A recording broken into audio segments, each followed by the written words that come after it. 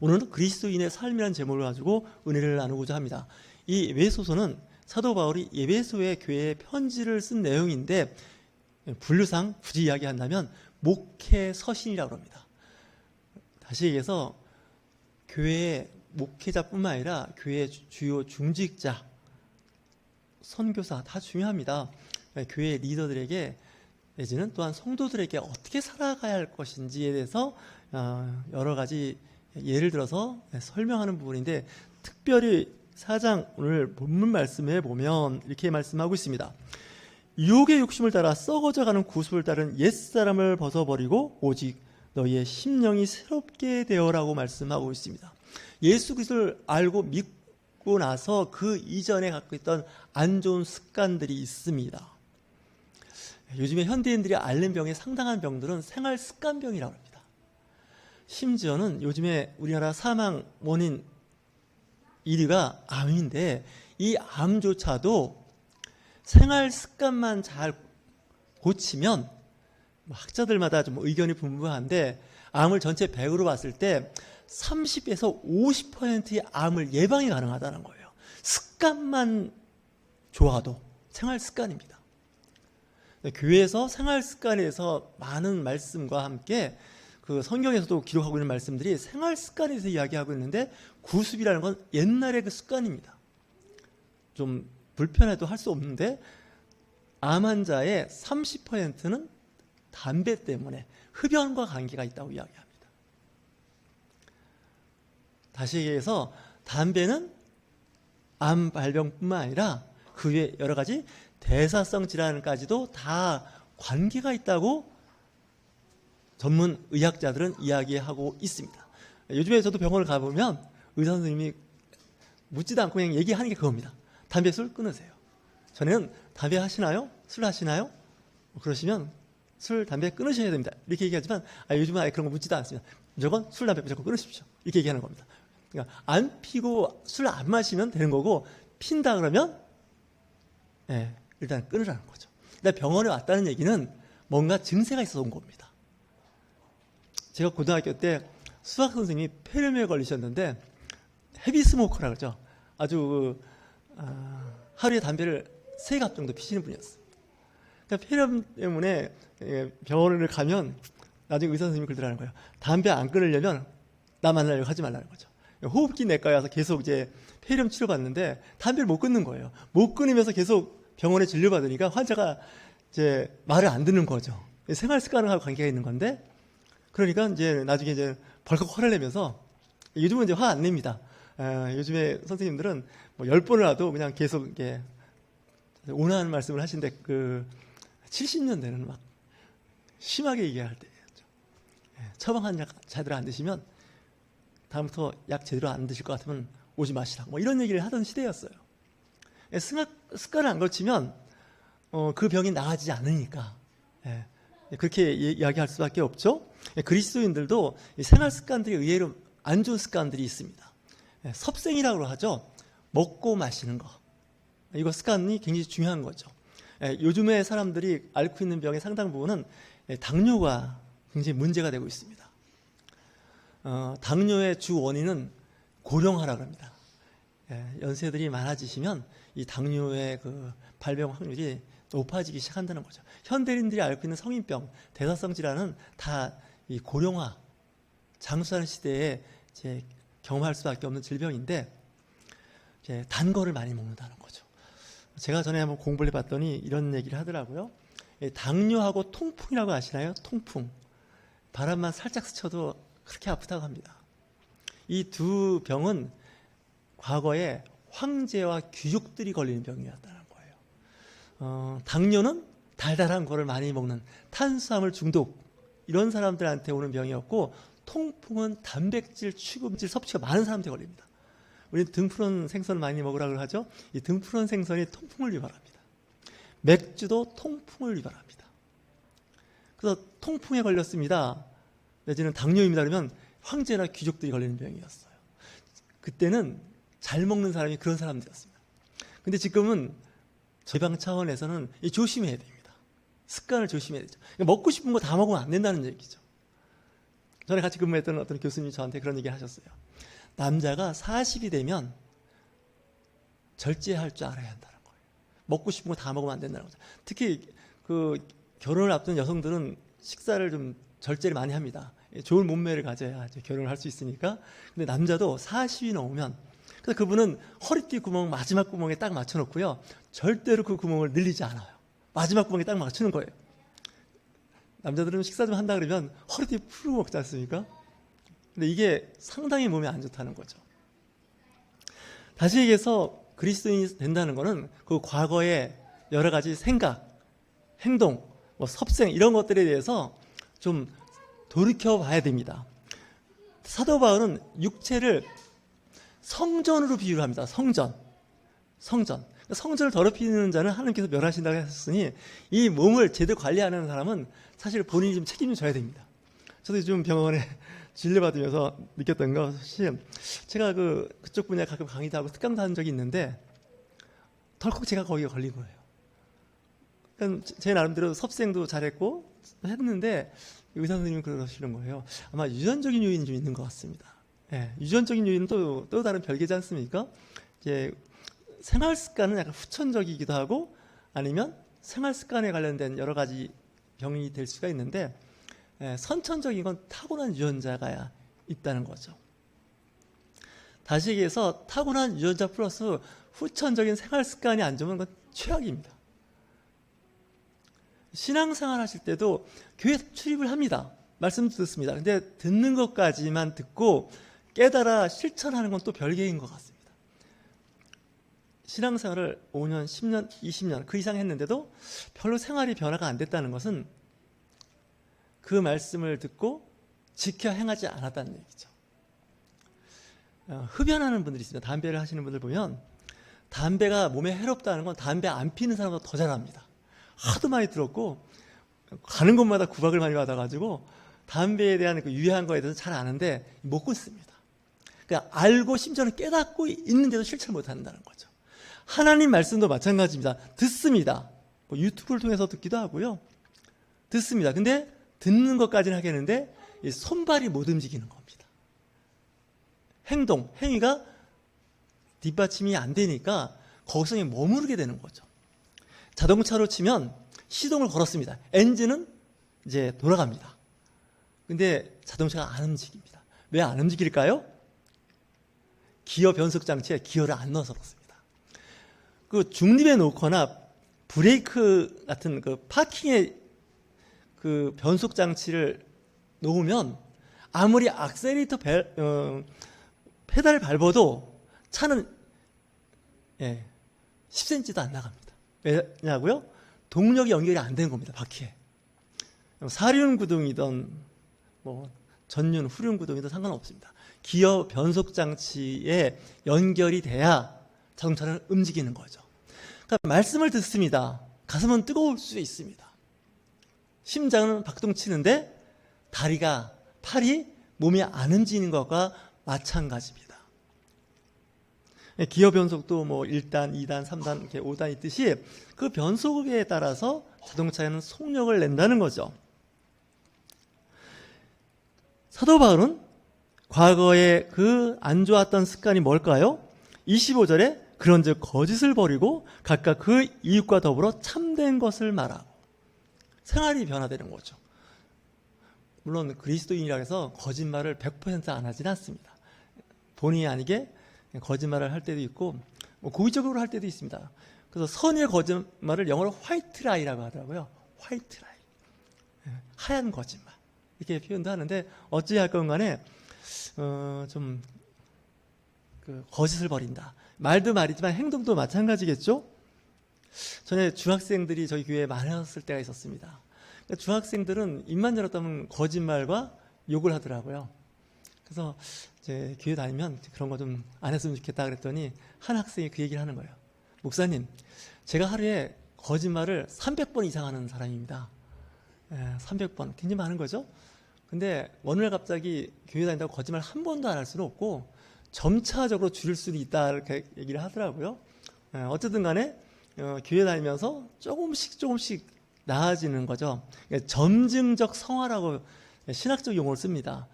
작년보다는 올해, 올해보다는 내년 이렇게 좋아지는 거죠. 또 근데 어떤 분은 성화가 되는 건 한순간에 성화가 되는 거지 그렇게 되는 건 아니다. 뭐 이렇게 학자들마다 말씀하는 게 다 다른데 뭐 어느 쪽이든 상관없습니다. 예수를 영접한 이후부터 내 삶이 변화가 오기 시작한다는 것이죠. 거짓을 버리고 참된 것을 말하라고 말씀하고 있습니다. 그리고 26절 말씀은 굉장히 중요한 말씀인데 분을 내어도 죄를 짓지 말라라고 말씀하고 있습니다. 해가 지도록 분을 품지 말고, 이 분을 품을 수는 있습니다. 화를 낼 수는 있지만 오랫동안 화를 품고 있으면 죄를 짓게 된다는 것이죠. 원한관계라는 말 들어보셨습니까? 원한관계. 아주 안 좋은 관계인데 이 원한관계는 5년, 10년 그 이상도 되는 게 원한관계입니다. 이 원한이 몇 시간 전에 원한관계가 생겼다 이러지는 않습니다. 분노가 이제 풀리지 않으면 이 원한관계로 가게 되는데 이게 의학적으로도 굉장히 중요한 말입니다. 마음에 분노가 가득 차게 되면 혈당치가 올라갑니다. 혈압이 올라갑니다. 그리고 심장 박동수가 빨라지게 되고요. 호흡이 빨라집니다. 그렇게 되면 어떤 문제가 생기냐면 하루, 한 달, 1년 가면요. 당뇨입니다. 그 당뇨 환자 중에 언제부터 당뇨가 있었습니까 하면 과거에 사고가 있었습니다. 뭐 단순하게는 교통사고가 나고 나서 당뇨가 생기는 수가 있습니다. 충격받았지 않습니까? 혈당치가 올라가는 거죠. 혈압이 올라가는 거죠. 올라갔다 내려와야 되는데 내려오질 않는 거예요. 성경에서 분을 품더라도 해가 지기 전에는 그러니까 아무리 아침에 화가 나도 저녁 때 해야 12시간 이상 지속가 안 된다는 거죠. 내가 살기 위해서라도 분노나 미움, 원망, 불평 이거는 일종의 자해행위입니다.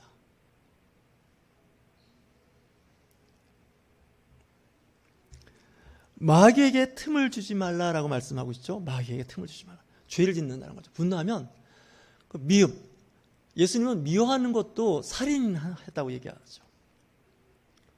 세상은 미워하는 것 가지고는 얘기 안 합니다. 세상 법정에서는. 미워해서 사람을 죽이거나 살상하면 그건 법정에 서야 됩니다. 세상은 그 양심을 갖고서 이렇게 특별히 죄라고 하지 않을 때가 많습니다. 근데 우리 기독교는 마음으로 그런 마음을 가지는 것조차도 그걸 죄라고 얘기합니다. 원망이 있고 미워하고 분노할 때 타고 들어오는 그 틈이 보이는데 그 틈을 타고 마귀가 들어온다는 거죠.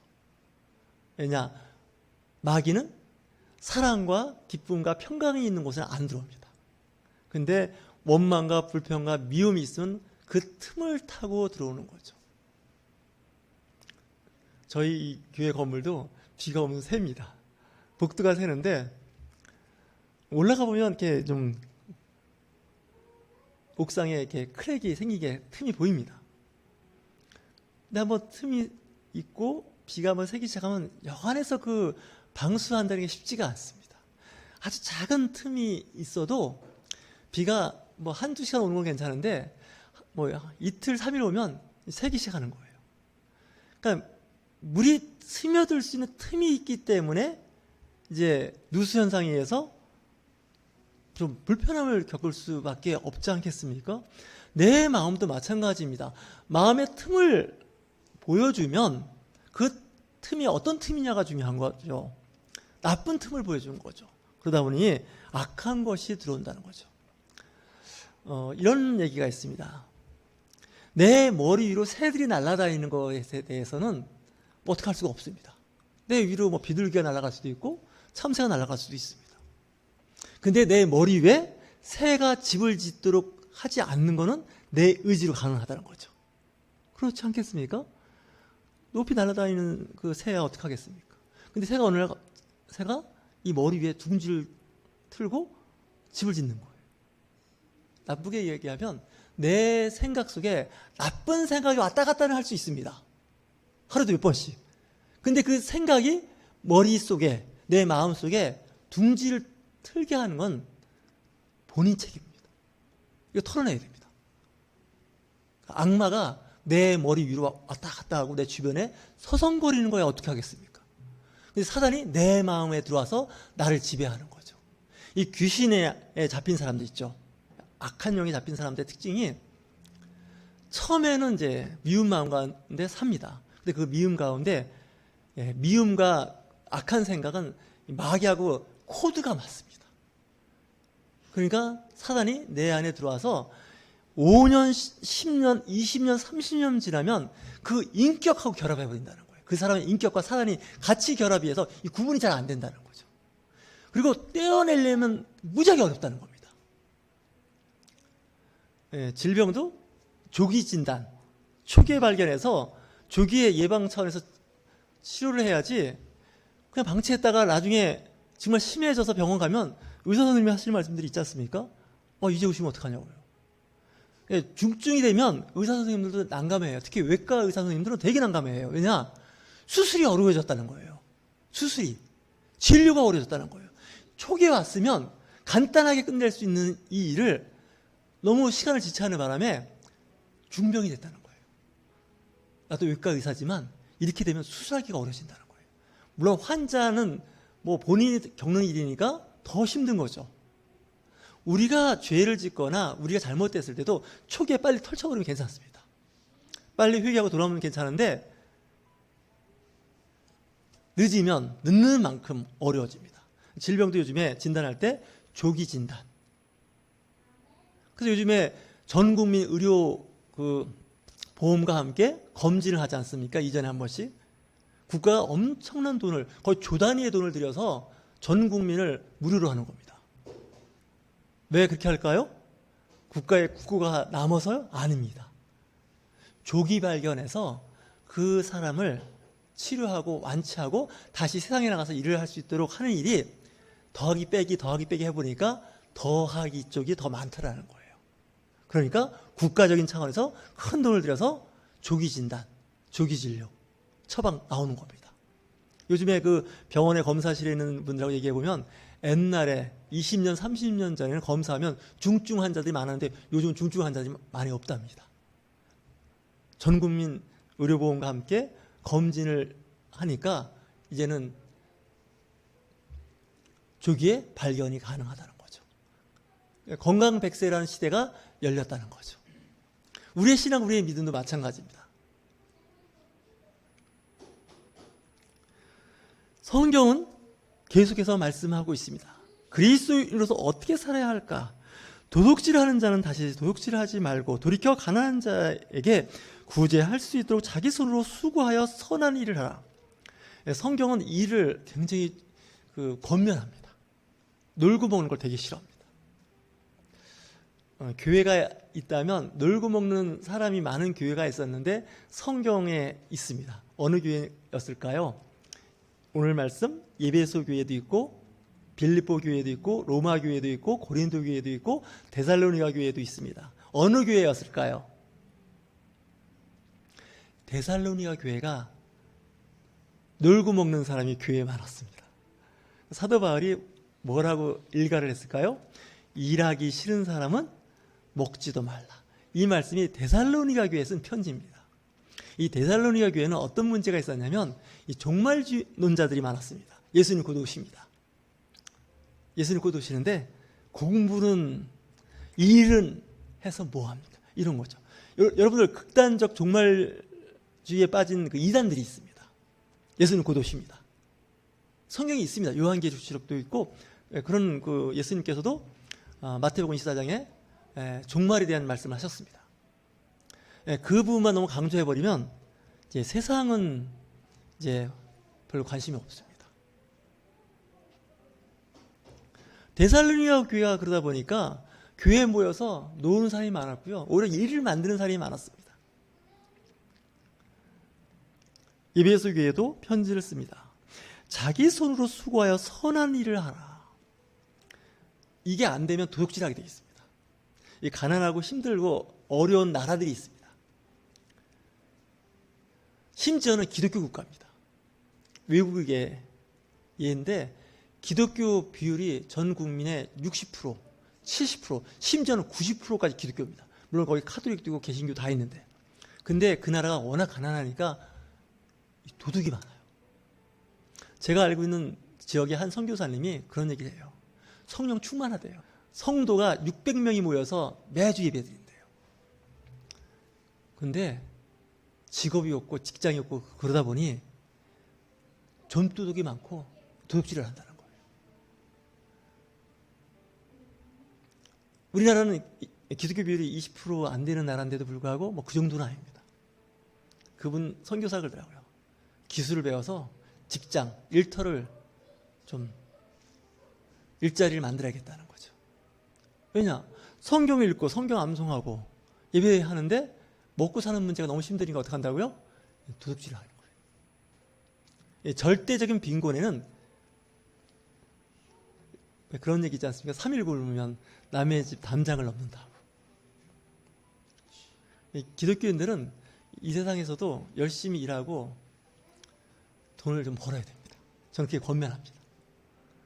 좀 불편한 얘기인지는 모르지만 맞는 얘기입니다. 교인이 축복을 받아야 됩니다. 교인이 축복을 받아야 그 교회가 풍성해져서 구제도 하고 선교도 할 수가 있는 겁니다. 이 교회가 가난해서 힘들어서 자꾸 누구한테 도움을 받아야 되고 그렇게 되면 이 교회가 구실을 못합니다. 제 기능을 못합니다. 성경은 그리스도인들은 육체적으로나 영적으로나 건강해야 됩니다. 그리고 일을 찾아봐야 된다. 일에 귀천이 없습니다.